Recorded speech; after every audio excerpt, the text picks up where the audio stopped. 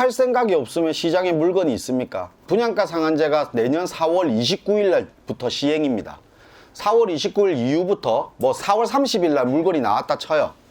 입주를 하는데 뭐 한 3년 정도 걸릴 거니까 2023년도에 입주를 할 거예요. 2023년도에 입주하면 10년 동안 못 팔아요. 그러면 2033년도에 그 물건이, 그 물량이 시장에 나오는 겁니다.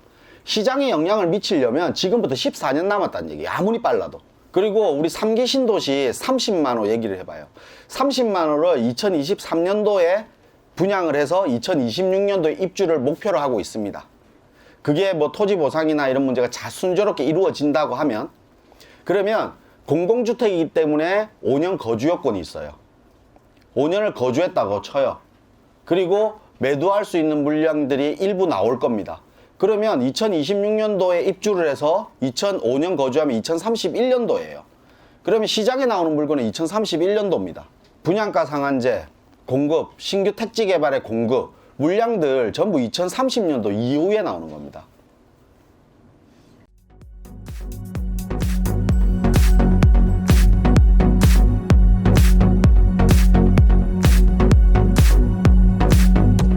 지금 뭐 집을, 시장 분위기를 보면 지금 집을 사야 될까요? 말아야 될까요? 말아야 될 것 같아요. 왜 그렇게 생각하세요? 너무 고점이다 라는 생각이 많을 거예요. 최근 상담하다 보면 질문들을 많이 하는 질문들이, 과연 서울 부동산 가격, 중위가격이 한 10억 정도, 지금 9억 정도 되잖아요.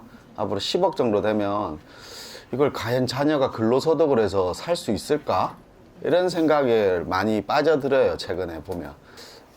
저도 생각해보면, 과연 뭐 근로소득 하면 자녀들 뭐 많이 받아도 300일 텐데, 안 쓰고, 한 푼도 안 쓰고 모으면 거의 10년 정도 걸린대요. 한 푼도 안 쓰고. 근데 그게 실질적으로 그래야지 수도권 지역의 아파트 정도 산다고 합니다. 그게 과연 가능한 거냐. 뭐 강남권 아파트 하면 뭐 70년을 모아야 된다고 그러죠. 그러니까 뭐 가능성이 없는 얘기예요.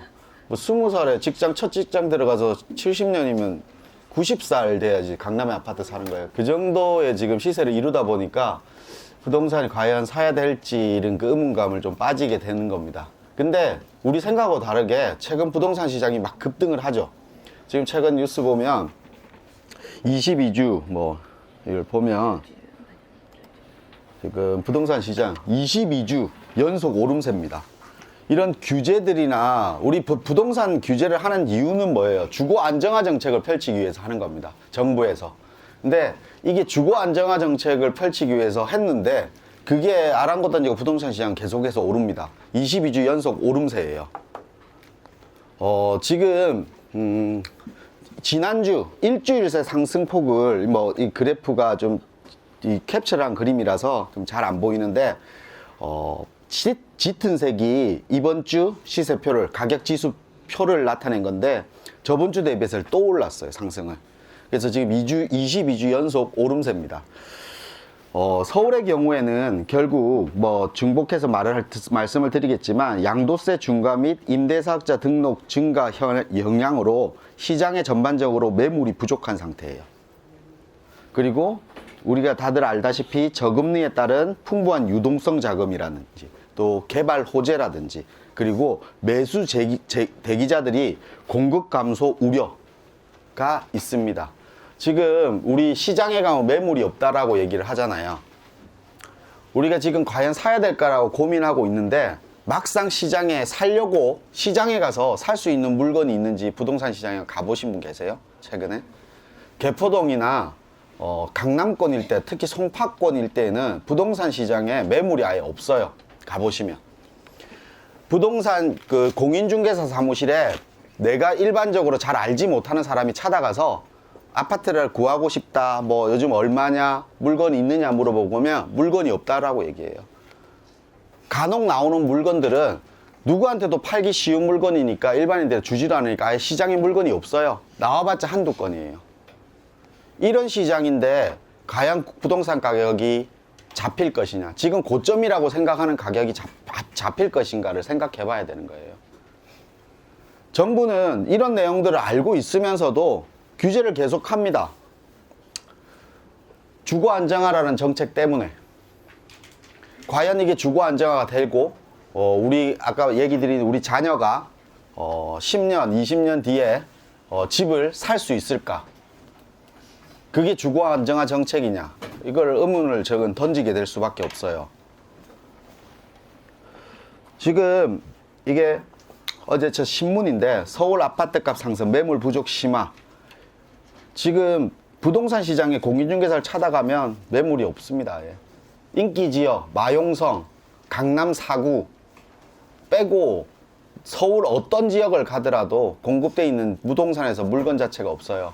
내가 지금 비싸서 사야 될지 말아야 될지 고민이 아니라 시장에서 물건을 못 구해서 못 사요. 현금을 가져가도 구하기가 어려운데 어떻게 물건을 사요? 부동산 시장에서 지금 현재 정책을 보면 매수를 못하게 하는 정책이에요. 뭐든지. 보유세도 비싸다, 양도세도 중과할 것이다, 그리고 뭐 신규 공급되는 아파트는 전매 제한을 길게 둘 것이다. 대부분 다 못 사게 하는 정책입니다. 근데 정책이라는 것은 좀 다양성을 두고 그 시장 반영에, 시장 상황에 맞게 반영을 해야 되는데 무조건적으로 못 사게 하는 거예요. 그리고 가진 사람은 팔 수 없게 만들고, 그럼 시장에서 공급 자체가 없습니다. 그리고 재개발, 재건축 규제들을 해요. 분양가 상한제도 시행합니다.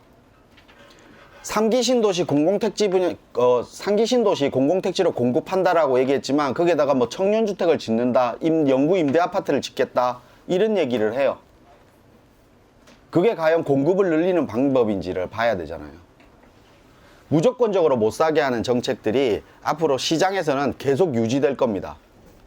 지금 현 정권에서는 계속 유지된다고 봐야 돼요. 저도 9.13 대책 이후에는 그래도 조금은 조정받을지 않을까라는 자체적인 생각이 좀 있었어요. 근데 시장 반응은 정반대로 올라갑니다. 9.13 대책 이후에 최대 상승폭이에요, 최근에. 이 그래프를 보시면 압니다. 지난해 9월 13일 이후에 9.13 대책 이후에 가장 높은 수준의 소비자 심리지수를 올렸어요. 우리는 여기서 방금 제가 첫 질문에 지금 사야 될까요? 라고 얘기했지만 지금 소비자들은 부동산 시장이 상승할 것이다, 계속 사야 된다 라는 게 120입니다. 9.13 대책 전에 많이 올랐다라고 하죠. 그때가 128이었어요.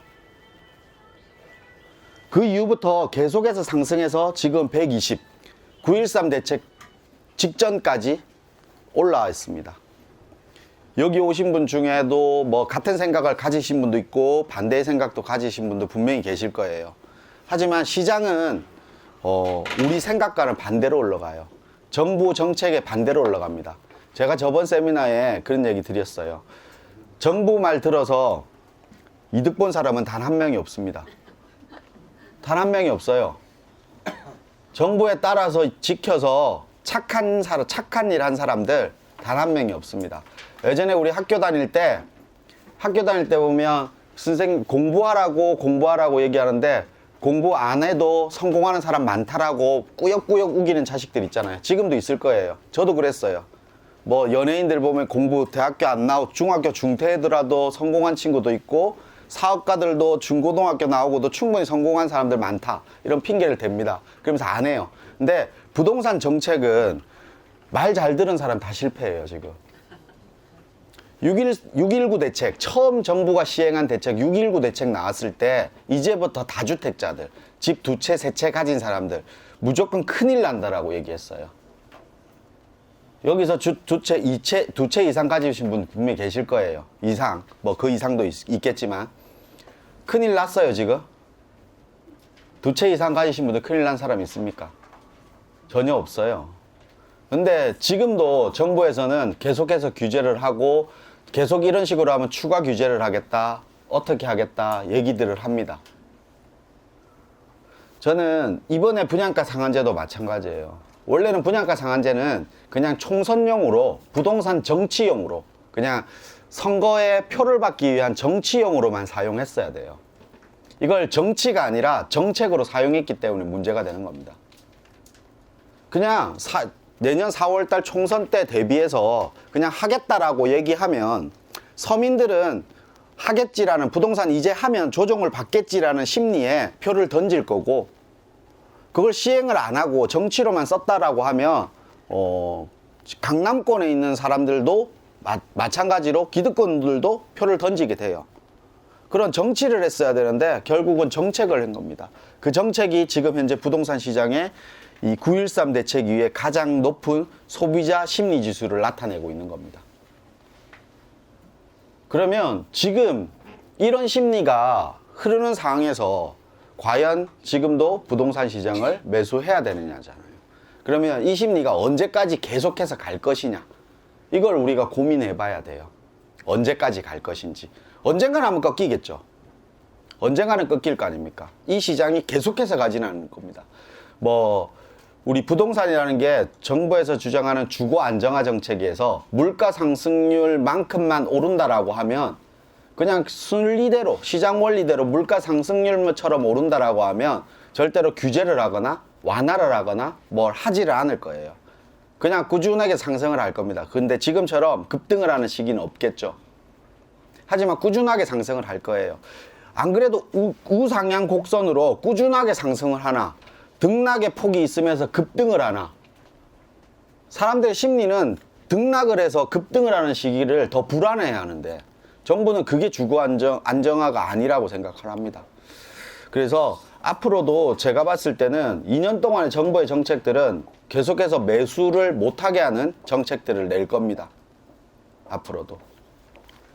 자, 보면 서울 집값 미친 상승, 부동산 규제 남은 카드 꺼낼까 말까라는 정책을 내고 신문기사가 있어요.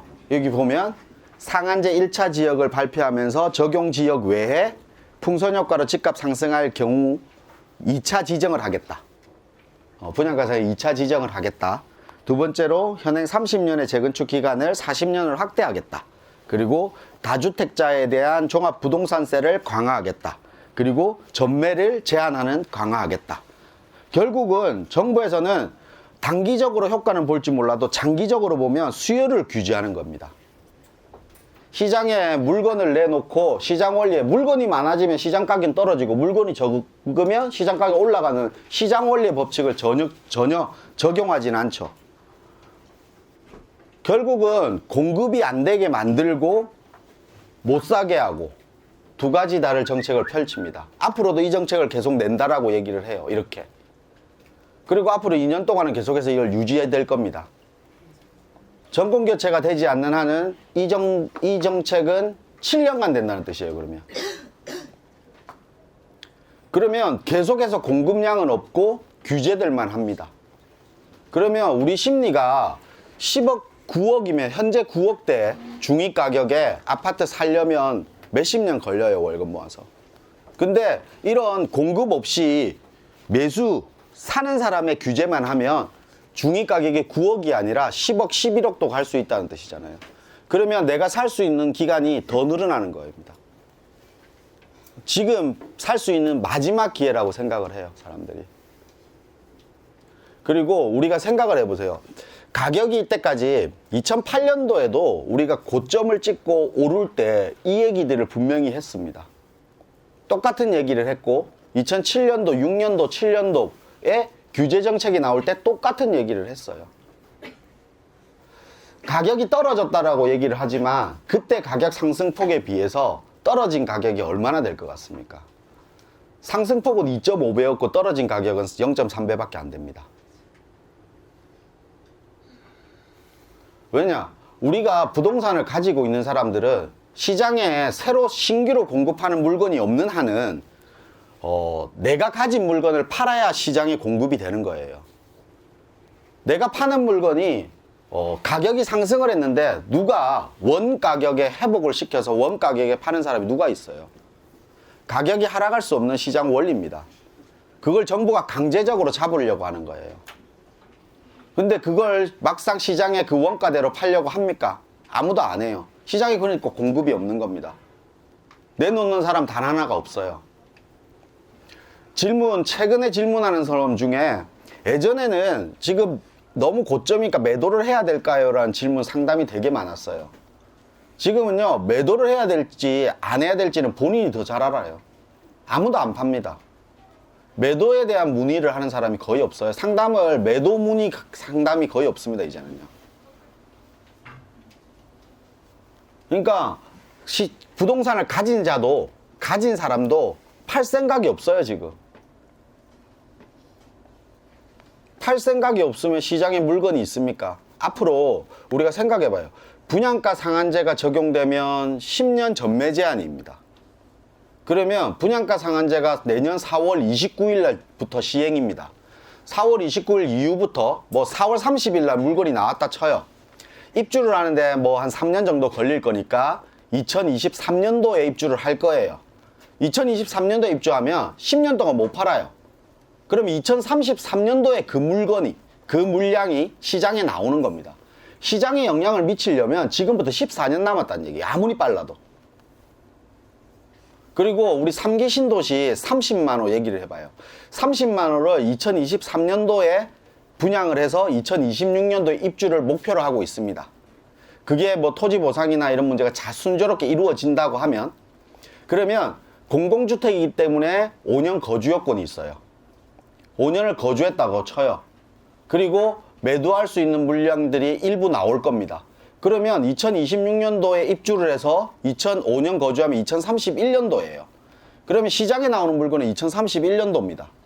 근데 지금 무슨 걱정을 해요, 그거를. 분양가 상한제, 공급, 신규 택지 개발의 공급, 물량들 전부 2030년도 이후에 나오는 겁니다. 지금 여기 오신 분들 2030년 이후면 지금 어떨까요? 지금 예측할 수 있어요? 네. 뭐 여기 있을지, 어디 있을지도 모르고, 아무것도 모르잖아요. 그걸 지금 벌써부터 걱정하고 있는 거 말이 안 되잖아요. 그거 외적으로 공급할 수 있는 방법이 없잖아요. 시장에는 매물을 팔질 않을 거고, 정부에서 주장하는 공급은 2030년도 이후 얘기를 지금 하고 있고, 그걸 가지고 지금 얘기하는 겁니다. 내가 2030년도 이후에 뭘 할지 지금 생각을 해보세요. 그럼 지금 사야 될지 말아야 될지가 답이 나오잖아요. 지금은 무엇을 살 것인가가 아니라 어떤 지역에 무엇을 살 것인지를 고민해야지, 사야 되지 말아야지를 고민할 때가 아니라는 겁니다.